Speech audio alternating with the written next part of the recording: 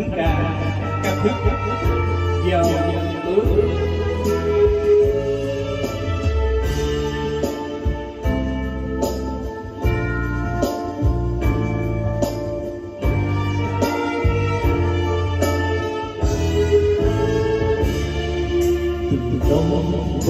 Từ đó Chúa đã gọi một phút trao lời một vạn phố từ đây Chúa đã chọn ân tình trao tay là lời hứa sáng soi lời người gì vàng khói lời người pha tội lỗi con thân đứa bé từ ngày nhắm đầu lo bao lời người từ ngày không mong ai từ ngày xa xa của ấy ơn ta thắm hiến người đôi trao bàn giao muôn đời từ đó Chúa đã gọi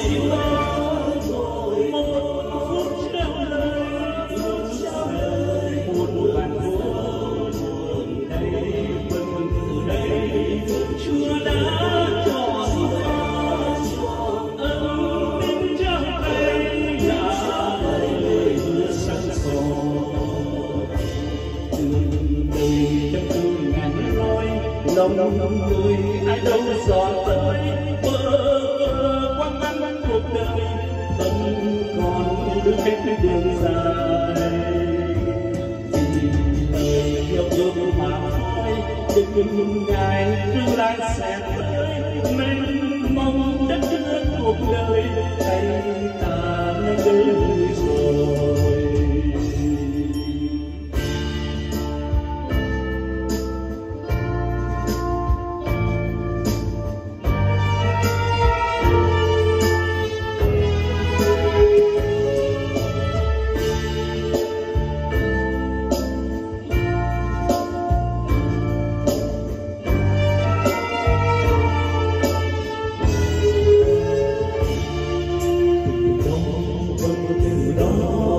Chúa đã gọi một phút trao lời một vạn phố đây